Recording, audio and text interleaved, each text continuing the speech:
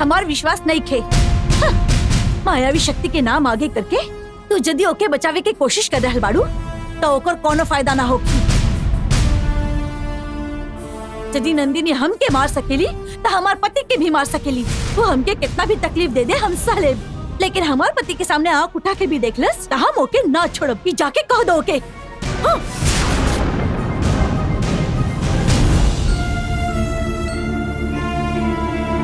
नंदिनी तो हर सगी बहन बा, ये जानत हुए भी तो समझ नहीं को पावत।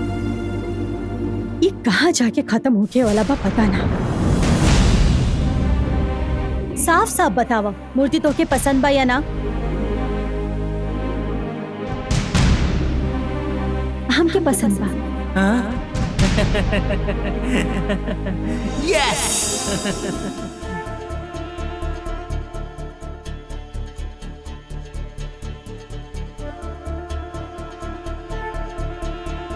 सब रेडी हो गए ना? का सब कुछ भेजी? पैक हो गए ना? हाँ, हाँ। अब हमने के जल्दी हाँ, निकले के सब हो बाद गइल बा। वापस से घर में कदम नहीं क्या रखे के हमने अपने घर में रह जाए। चला ठीक जल्दी। पापा जाना जरूरी बका। गैल जरूरी बाका। अरे मम्मी। का कर रहल बानी रउआ? इतना बड़ लइका पे केहू हाथ उठावेला का? हाँ देखा ना मम्मी। अरे वो नागिन के वजह से हमनी के घर में डर डर के रहे के बाका। यहाँ ऐसा हालत हो चुकल बा और तोर इच्छा है महल में रहे के बा। तू का चाहत अड़े कि हमनी के अपन जान हथेली पे रख के रह जाओ यहाँ। आए तो के जान का डर नहीं के का? आए संध्या नाम के लोहा के चुंबक से दूर ना रह सकेले का तू? प्यार में इतना पागल हो गए बड़े। पापा अगर हमने के बाहर जाए जाए तो संध्या भी हमने के साथ चली। हम दोनों के रिश्ता बहुत गहरा बा। ई ओकर खातिर नहीं बोला। अभी तक हमने के जायदाद खातिर रुका नहीं है। जहाँ अगर हमने के जैसे गई जाए तो जायदाद भी हमने के हाथ से चल जाए। आप एक बार सोच के देखी पापा। अरे अगर हमनी का जान ही चल जाई तो प्रॉपर्टी का हमने अचार डाला जाए का? इतना दिन से हमनी ये महल में बस जायदाद खातिर रहत रहनी है जहाँ, ये हम मानत नहीं। लेकिन अब ये महल के हालात देख के हमके अपने जायदाद से भी ज्यादा हमके अपन जान प्यारी बा, समझ ले? काहे जी रउआ जानकी के साथे कितना बड़ा अन्याय कैले रहनी। ओकरा बदला लेवे खातिर जानकी रउआ के कितना तकलीफ देले रहली। तब राउर दिमाग में ई घर के छोड़े के बात काहे ना आइल? कुछ दिन पहले कविता के आत्मा हमने के कितना परेशान कैलस, तब भी रउआ यहाँ से जाए के बारे में बिल्कुल ना सोचती। तो अब काहे? जानकी का आत्मा जब परेशान करत रहे उस समय घर में स्वामी जी रहनी। कविता का आत्मा परेशान करत रहे तब ये घर में माधवी रहे। और अब स्वामी जी कैलाश पर चल गए नहीं और उनका बहन माधवी पता ना कहाँ गायब हो गए। अगर ऐसा समय में हमने का यहाँ रुकल जाए ना तो नंदिनी जैसे मीनाक्षी और ओंकार के मरले भी आ वैसे ही हमनी के भी मार डाली। हाँ जी राउर बात बिल्कुल सही बा। हाँ ठीक बा पापा। अब हमने के चले के फिर फूफा जी और माधवी गाँव के बाद वापस आयल जाए। वापस अला के बारे में हमनी के बाद में सोचल जाये, लेकिन वो नागिन के महल में अले से पहले हमनी के निकल जाए के पड़ी। चल यहाँ से चल। ठीक बा पापा। चल नालायक कहीं के। चला।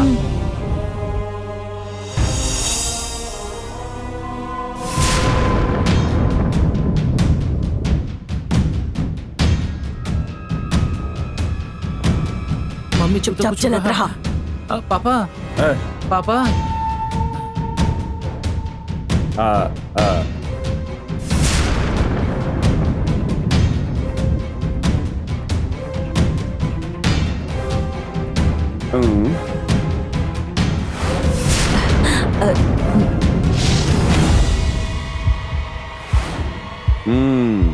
काबिल मामा तू लोग सब कहाँ जात बड़ा? मदुरई में एक कार्यकर्ता के बेटी के शादी है, वही में जाता नहीं जामनी। हाँ अरुण बहुत नजदीकी बा, ऐसे जाए के पड़ी हमने के। बिल्कुल सही कह लो तुम।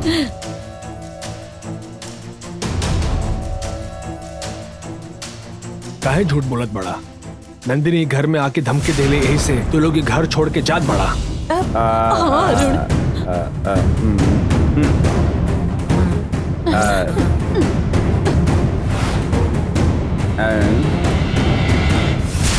देख लो गंगा, अच्छा समय में सब साथ देला और बुरा वक्त में सब लोग साथ छोड़ देला। ओह, ठीक बात, जा तो लोग, दोनों मुसीबत आई तो हमने देख ले।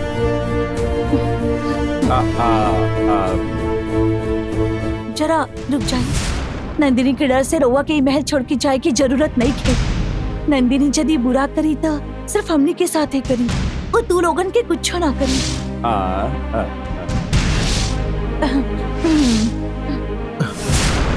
फिर भी रउआ के डर लग रहा बात, हम तुरंत माधवी के बुलावतानी। सुनी, हमने सब लोग महल में साथ रही हैं, खुशी से रही हैं। नंदिनी के डर से सब लोग घर छोड़ के जा रहल बाड़े। अब तो नंदिनी के कुछ करे के होगी। माधवी की तुरंत बुला के जल्दी कुछ ना कुछ करे के होगी। बाबूजी कहत रहले कि माधवी होकर भैया के घर गई बाड़ी। रउआ तुरंत जाके उनके के बुला के ले आई। जाए। ठीक बा गंगा।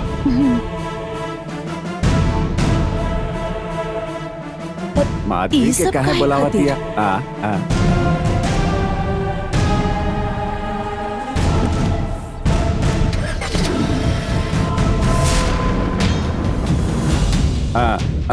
चला। रुकी, माधवी वापस आवे के बाद नंदिनी के कुछ इंतजाम जरूर करी। रउआ घबराई मत, अंदर चली।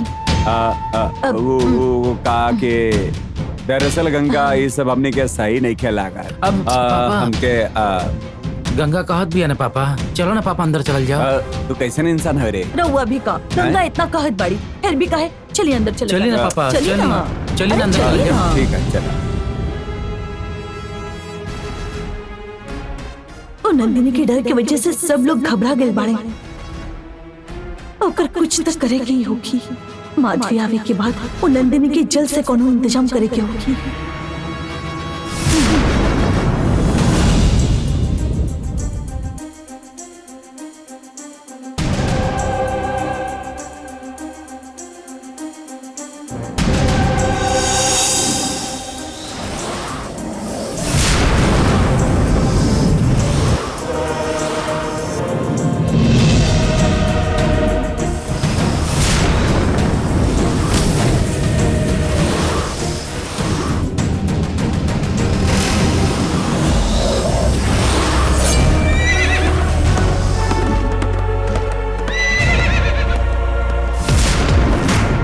गंगा और हमरा बीच में झगड़ा लगावे खातिर ई मायावी शक्ति सब कुछ सोच समझ के कर रहल बाड़ी। गंगा के हमरा खिलाफ भड़का के ई मायावी शक्ति कहाँ हासिल करे के चाहत बाड़ी?